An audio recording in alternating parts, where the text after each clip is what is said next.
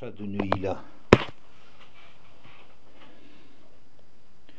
Dans Parashat Ekev, Perek Yud, Pasuk Yud Bet. Vata Israël, Ma Hashem Elokecha shoel meimach, ki im leira, et Hashem Elokecha lelechet b'chol drachav u'la'ava oto, ולעבוד את השם אלוקיך בכל לבבך ובכל נפשך, לשמור את מצוות השם, חוקותיו, etc.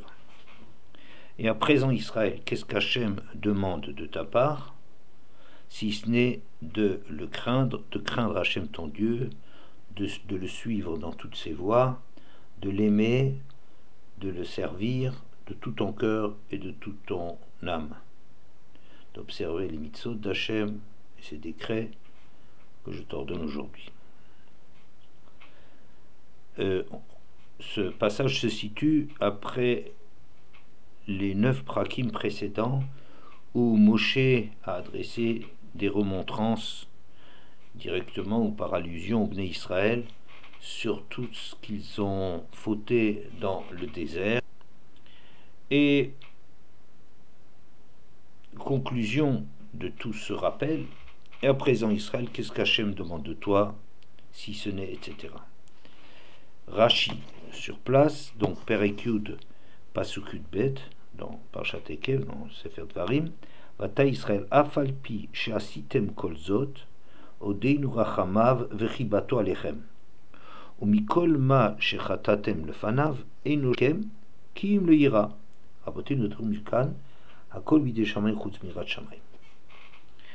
Bien que vous avez fait tout ce qui précède, son affection et sa compassion est encore liée à vous d'une façon indéfectible, et de tout ce que vous avez fauté, qu'est-ce qu'il demande de toi, si ce n'est de le craindre? C'est-à-dire que dorénavant, Hakol bidei shamayim chutz mirat shamayim, il faut vivre dans la crainte, dans le choix de craindre Hachem dans tous nos actes. Passage très difficile a priori. En effet, quand on fait tchouva, il y a des processus par rapport au passé, reconnaître ses fautes,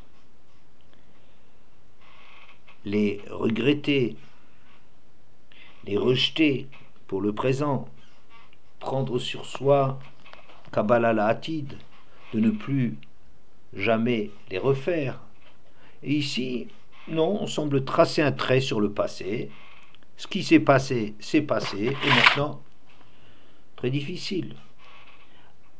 En outre, et surtout, on a un grand principe que Kol HaOmer HaKadosh Baruch Hu Vatran Yivatru Bnei Me'oi, ou bien Yivatru Chayav, tout celui qui prétendrait qu'Hachem renonce à exiger des comptes de l'homme, que ses entrailles le lâchent.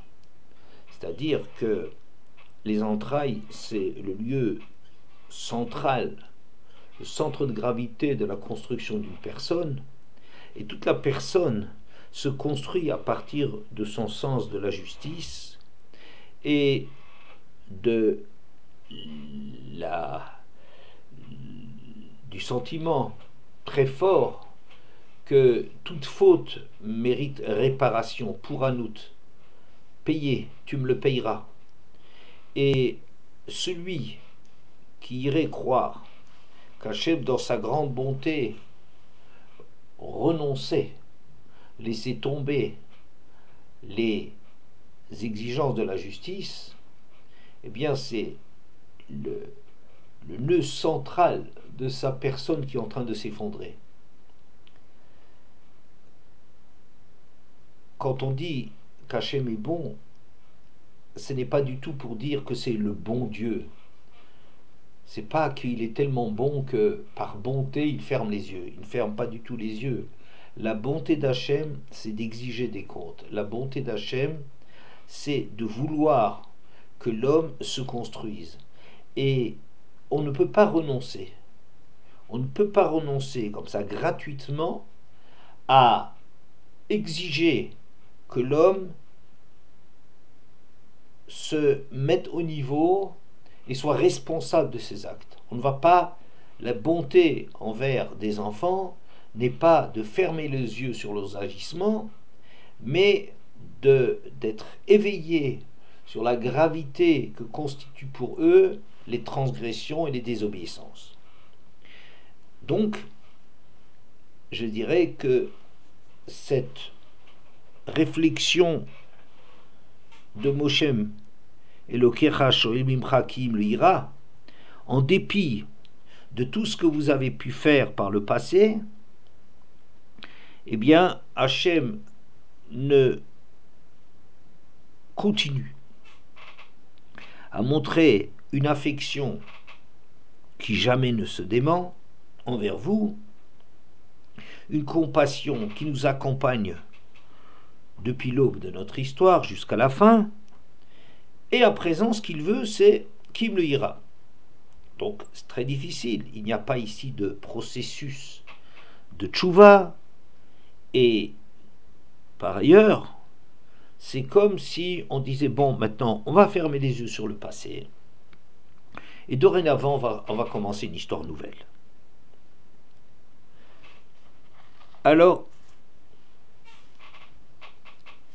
on ne comprend pas donc comment ça fonctionne, comment ça va fonctionner, comment est-ce qu'on peut laisser tomber, renoncer à demander des comptes sur ce qui précède.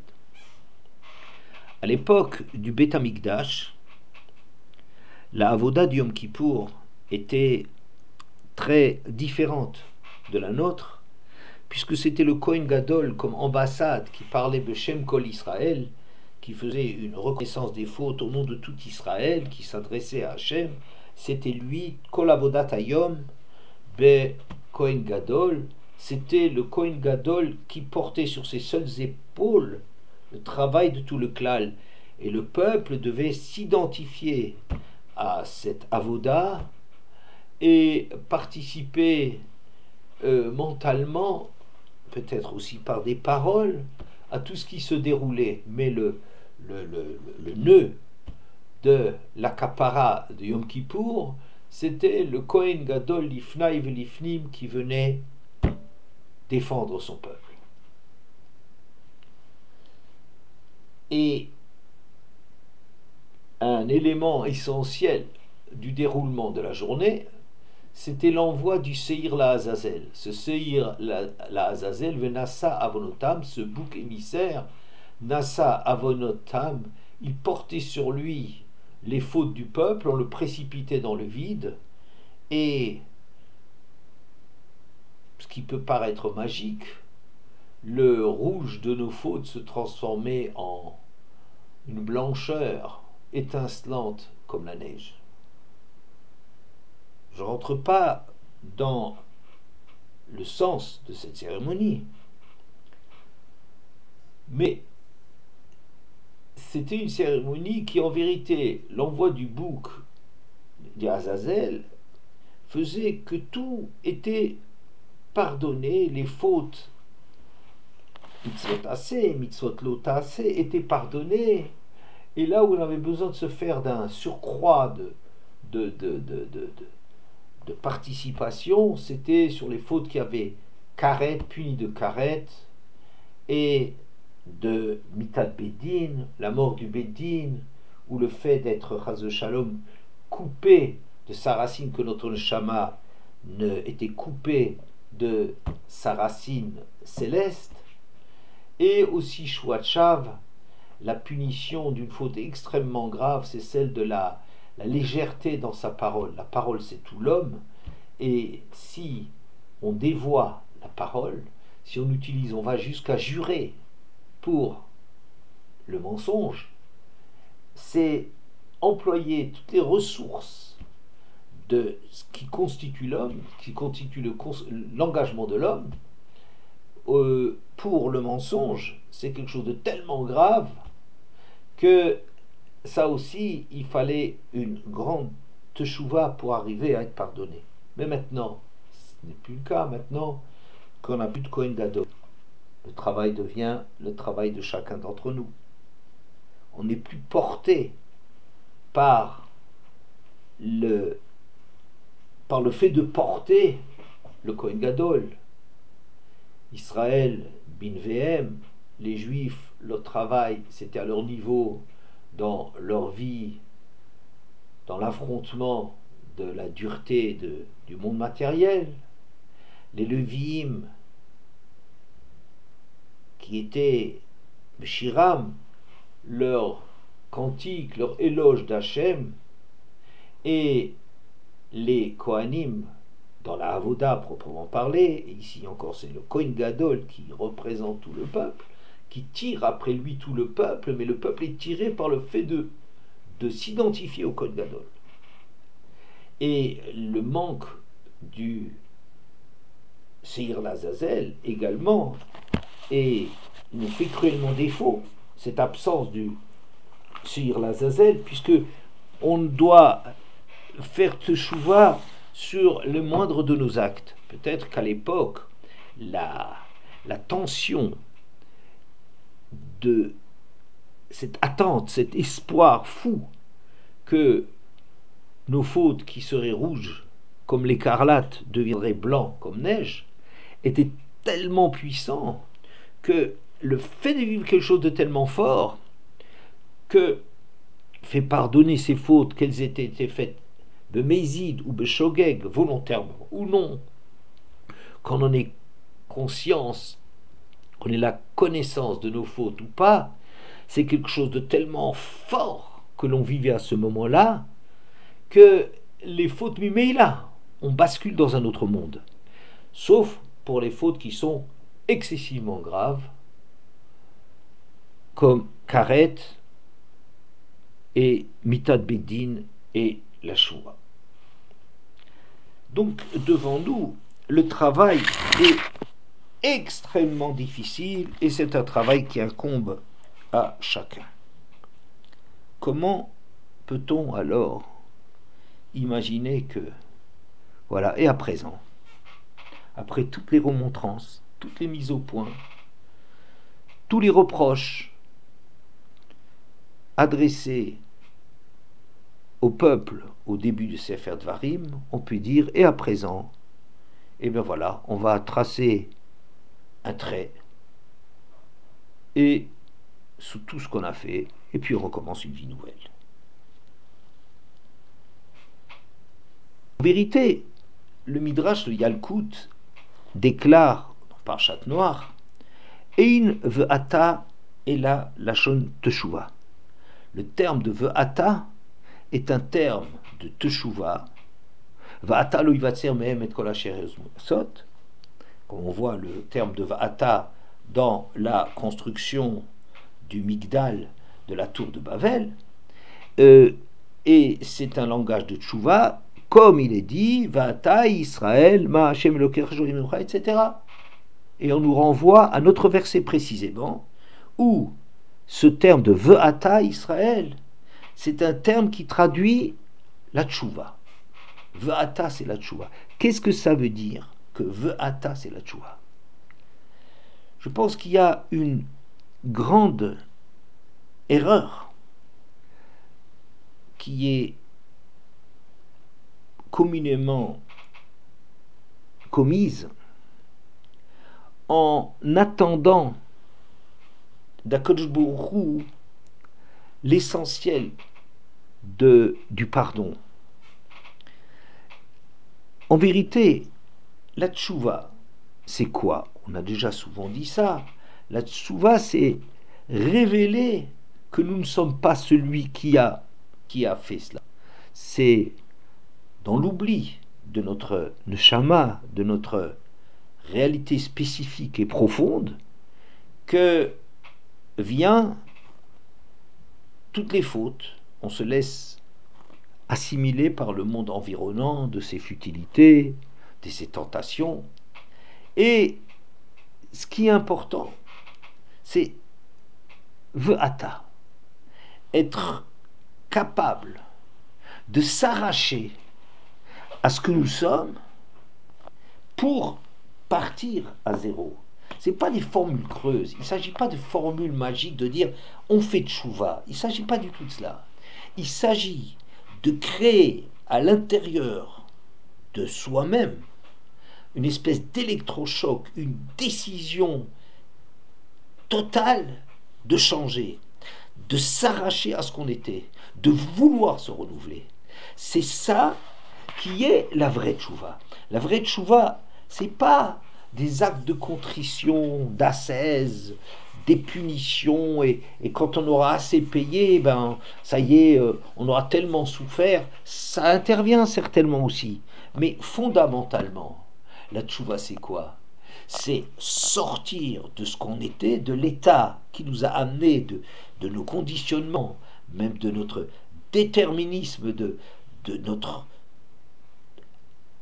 attrait pour certaines formes d'Averot, d'arriver à rompre avec cela, avec ce qui nous amène à être ce qu'on était dans l'année passée et qui normalement va continuer à nous amener à être de la même façon dans l'année à venir.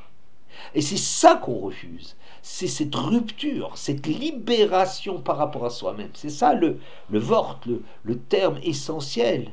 La tchouva, c'est une libération. Comme ça, on peut comprendre une réflexion qu'avait fait une fois Michel Grandjean, mais sans expliquer davantage, de Rosh Hashanah, que pourquoi Rosh Hashanah, ce processus d'absolution, de nettoyage, se passe non pas à la fin de l'année écoulée, mais en début d'année.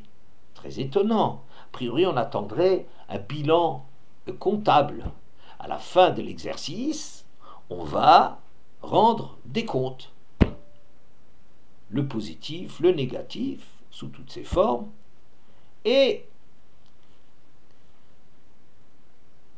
cela, sur la base de cela, quand on regrette le passé qui reste, le dû qui reste, que sur cette base-là on fait tchouva. La vérité, non.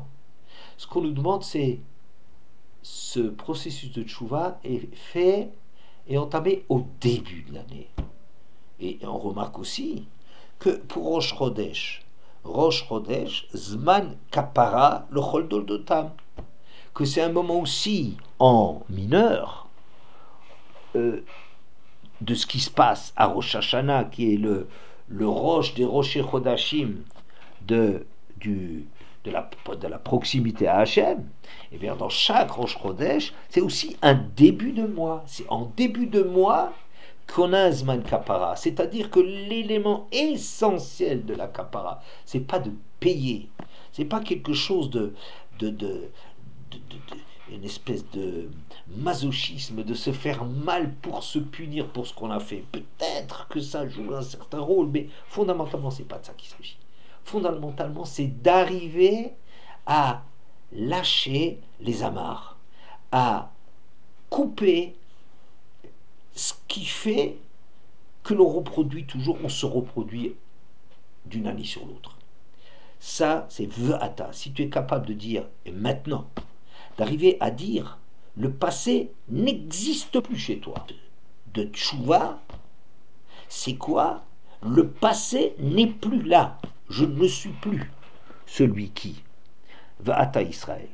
Et c'est cela qu'on veut dire, que quand les Bnei Israël ont entendu, ont été marqués par l'énoncé de toutes leurs fautes au cours des années du désert, de leur errance dans le désert, le fait de se l'entendre énoncer et reprocher par Moshe Rabbeinu a créé un tel traumatisme, un rappel tellement douloureux que Moshe peut maintenant dire V'ata. Et à présent, il faut être capable d'un présent. Il ne faut pas être dans le passé. Ce n'est pas un boulet. Il n'y a pas de boulet dans la Torah. Même s'il y a un deuil,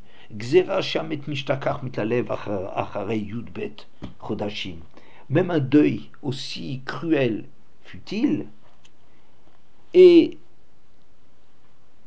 l'homme est fait de telle façon que ce deuil ne doit pas être traîné comme un boulet qui va nous gâcher constamment la vie. C'est un travail de deuil pendant 12 mois, pendant un an, Et ensuite, le maître, nishtakach minalev, il n'est plus présent dans le cœur. C'est pas qu'on ne s'en souvient pas, c'est pas qu'il n'y a pas des regrets et encore des pleurs de temps en temps qui remontent à la surface quand on te souvient de la présence d'êtres chers. Mais si tu ne te grattes pas à l'endroit de la plaie, si tu n'entretiens pas le mort, naturellement, l'homme est créé de sorte à ce qu'à met nishtaker. Met nishtaker. Au bout d'un certain temps, on tenait à un objet, on tenait à une personne, et l'absence fait que, au bout d'une période douloureuse, à laquelle il faut accorder comme travail de perte, de reconnaître cette perte, eh bien on s'en libère. On s'en libère. Et ce qui est frappant, me semble-t-il, c'est que la Gemara dans Rosh Hashanah Tetzaïn dit la chose suivante. C'est quelque chose de très connu. Lorsque Avram a renvoyé Ishmaël et sa mère, et qu'Ishmaël malade avait risqué de mourir de soif, Hachem a décidé de lui donner une source, à lui faire découvrir une source d'eau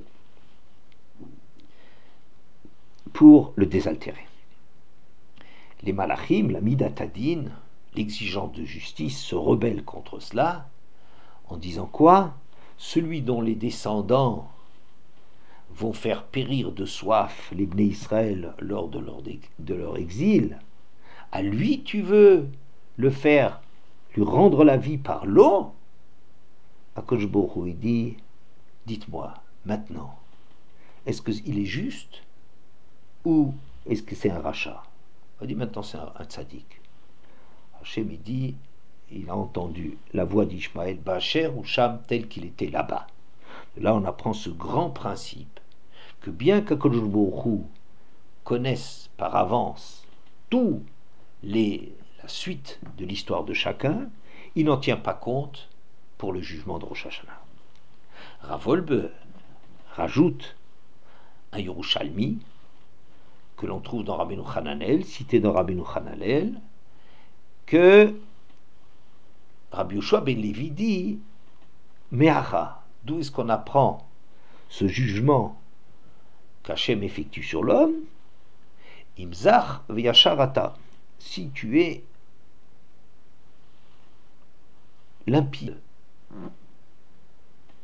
transparent, pur et droit, maintenant. Le problème c'est maintenant. Ce qui est extraordinaire, ça veut dire maintenant, alors pas le passé, on ne tient pas compte du passé non plus. Quelque chose d'extraordinaire. Ne pas tenir compte du futur à venir, ne pas tenir compte du passé, alors je ne comprends pas. Sur quoi on est jugé? Je crois qu'on est jugé sur V'ata. On est jugé sur cette capacité de nous extraire de nous-mêmes, de nos conditionnements, de nos caractéristiques, d'être prêt, d'être au service d'Hachem. C'est ça qui est important. Est-ce que tu es capable de t'oublier? Tout le problème, c'est que l'homme, il n'est pas capable de s'oublier. Il revient toujours sur lui, sur ses avantages, sur ses désirs, et il en fait le centre de sa recherche dans le monde. Et ce qui est demandé, c'est V'ata. Donc, on verrait donc ces 10 périodes de Yamim Noraïm redoutables qui commencent par un V'ata, qui commence par un à présent. Qu'est-ce que ça veut dire à présent? Il faut que tu vives pleinement le présent. Tu es présent à toi-même. Et cette période qui commence sur le signe de Imzach V'yasha Ata, maintenant au moment de Rosh Hashanah, se conclut par le Kippour de Yom Kippourim, de la Kapara, V'ata Israël. Et à présent Israël, est-ce que tu peux parler? Est-ce qu'il y a encore du présent chez toi? Ou bien non? C'est toujours un passé qui est ressassé, qui nous reprend, qui nous rattrape, qui nous refait faire les mêmes fautes d'une année sur l'autre, qui nous rend incapables de larguer nos amarres.